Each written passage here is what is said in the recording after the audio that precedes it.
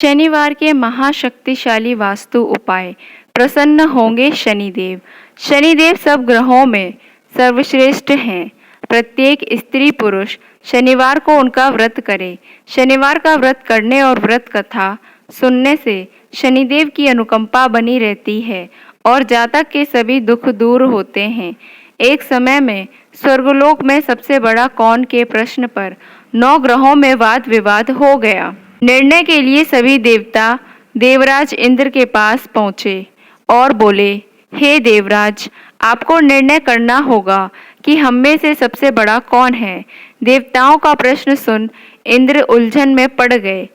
फिर उन्होंने सभी को पृथ्वीलोक में राजा विक्रमादित्य के पास चलने का सुझाव दिया। सभी ग्रह भूलोक में राजा विक्रमादित्य के दरबार में पहुंचे। जब ग्रहों ने अपना प्रश्न राजा विक्रमादित्य से पूछा तो वह भी कुछ देर के लिए परेशान हो उठे, क्योंकि सभी ग्रह अपनी अपनी शक्तियों के कारण महान थे। किसी को भी छोटा या बड़ा कह देने से उनके क्रोध के प्रकोप से भयंकर हानि पहुंच सकती थी।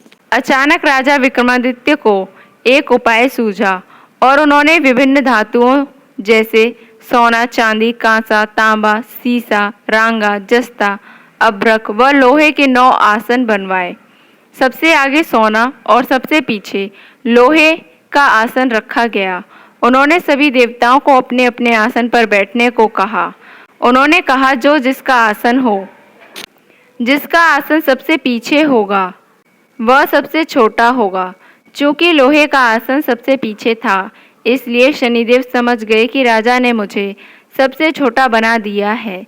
इस निर्णय से शनिदेव रुष्ट होकर बोले, हे राजन, तुमने मुझे सबसे पीछे बैठाकर मेरा अपमान किया है। तुम मेरी शक्तियों से परिचित नहीं हो।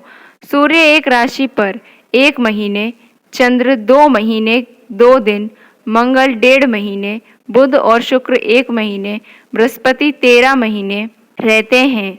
लेकिन मैं किसी भी राशि पर 2.5 वर्ष से लेकर 7.5 वर्ष तक रहता हूँ। बड़े बड़े देवताओं को मैंने अपने प्रकोप से पीड़ित किया है। अब तू भी मेरे प्रकोप से सावधान रहना। इस पर राजा विक्रमादित्य बोले, जो कुछ भाग्य में होगा देखा जाएगा। इसके बाद अन्य ग्रहों के देवता तो प्रसन्नता के साथ चले गए, परंतु शनिदेव बड़े क्रोध के साथ वहां से विदा हुए। कुछ समय बाद जब राजा विक्रमादित्य पर 7.5 की दशा आई तो शनिदेव ने घोड़े के व्यापारी का रूप धारण किया और बहुत से घोड़ों के साथ विक्रमादित्य के नगर पहुंचे। राजा विक्रमादित्य उन घोड़ों को देखकर एक अच्छे से घोड़े को अपनी सवारी के लिए चुनकर उस पर चढ़े। राजा जैसे ही उस घोड़े पर सवार हुए, वह बिजली की गति से दौड़ पड़ा। तेजी से दौड़ता हुआ घोड़ा राजा को दूर एक जंगल में ले गया और फिर वहां राजा को गिराकर गायब हो गया। राजा अपने नगर लौटने के लिए जंगल में भटकने लगा, पर उसे कोई रास्ता नहीं मिला। राजा को भूख प्यास लग आई। बहुत घूमने पर उन्हें एक चरवाहा मिला। राजा ने उससे पानी मांगा। पानी पीकर राजा ने उस चरवाहे को अपनी अंगूठी दे दी और उससे रास्ता पूछकर जंगल से निकलकर पास के नगर में चल दिए। नगर पहुंचकर राजा एक सेठ की दुकान पर बैठ गए।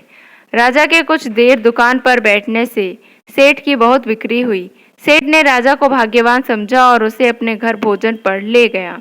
सेठ के घर में सोने का एक हार खुटी पर लटका हुआ था। राजा को उस कमरे में छोड़कर सेठ कुछ देर के लिए बाहर चला गया। तभी एक आश्चर्यजनक घटना हुई। राजा के देखते देखते खुटी सोने के उस हार को निगल गई। सेठ ने जब हार गायब देखा तो उसने चोरी का संदेह राजा पर किया और अपने नौकरों से कहा कि इस परदेशी को रस्सियों से बांधकर नगर के राजा के पास ले चलो। राजा ने विक्रमादित्य से हार के बारे में पूछा तो उन्होंने बताया कि खुटी ने हार को निगल लिया। इस पर राजा क्रोधित हुए और उन्होंने चोरी करने के अपराध में विक्रमादित्य के हाथ पांव काटने का आदेश दे दिया। सैनिकों ने राजा विक्रमादित्य के हाथ पांव काटकर उन्हें सड़क पर छोड़ दिया। कुछ दिन बाद एक तेली उन्हें उठाकर अपने घर ले गया और उसे कूले पर बिठा दिया। राजा आवाज देकर बैलों को हाँकता रहता। इस तरह तेली का बैल चलता रहा और राजा को भोजन मिलता रहा। शनि के प्रकोप की 7.5 पूरी होने पर वर्षा ऋतु प्रारंभ हुई। एक रात विक्रमादित्य मेघ मल्हार गा रहा था। तभी नगर की राजकुमारी मनभावनी रथ पर सवार उस घर के पास से गुजरी। उसने मल्हार सुना तो उसे अच्छा लगा और दासी को भेजकर गाने वाले को बुला लाने को कहा।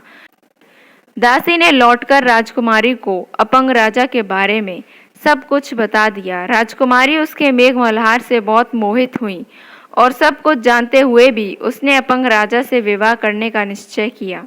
राजकुमारी ने अपने माता पिता से जब यह बात कही तो वह हैरान रह गए। उन्होंने उसे बहुत समझाया पर राजकुमारी ने अपनी जिद नहीं छोड़ी और प्राण त्याग देने का निश्चय कर लिया। आखिरकार राजा रानी को विवश होकर अपंग विक्रमादित्य से राजकुमारी का विवाह करना पड़ा। विवाह के बाद राजा विक्रमादित्य और राजकुमारी तेली के घर में रहने लगे। उसी रात स्वप्न में शनिदेव ने राजा से कहा, राजा तुमने मेरा प्रकोप देख लिया, मैंने तुम्हें अपने अपमान का दंड दिया है। राजा ने शनिदेव से क्षमा करने को कहा और प्रार्थना की, हे शनिदेव आपने जितना दुख मुझे दिया है अन्य किसी को ना देना। शनिदेव ने कहा, राजन मैं तुम्हारी प्रार्थना स्वीकार करता हूँ।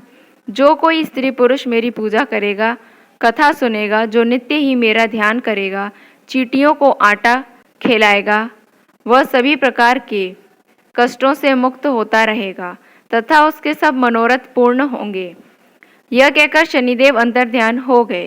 प्रातःकाल राजा विक्रमादित्य की नींद खुली तो अपने हाथ पांव देखकर राजा को बहुत खुशी हुई।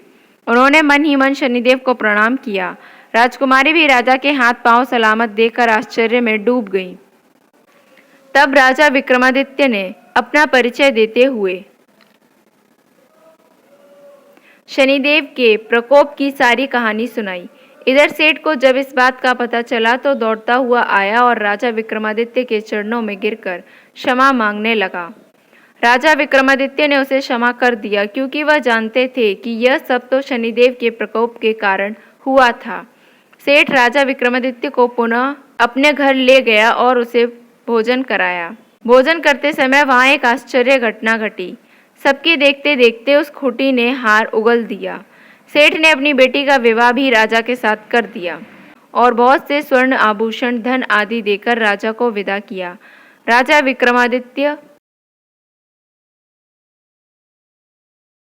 राजकुमारी मनभावनी और सेठ की बेटी के साथ अपने नगर वापस पहुंचे तो नगरवासियों ने हर्ष के साथ उनका स्वागत किया। अगले दिन राजा विक्रमादित्य ने पूरे राज्य में घोषणा कराई कि शनिदेव सब ग्रहों में सर्वश्रेष्ठ हैं। प्रत्येक स्त्री पुरुष शनिवार को उनका व्रत करें और व्रत कथा अवश्य सुने। राजा विक्रमादित्य की घोषणा से शनिदेव बहुत प्रसन्न हुए।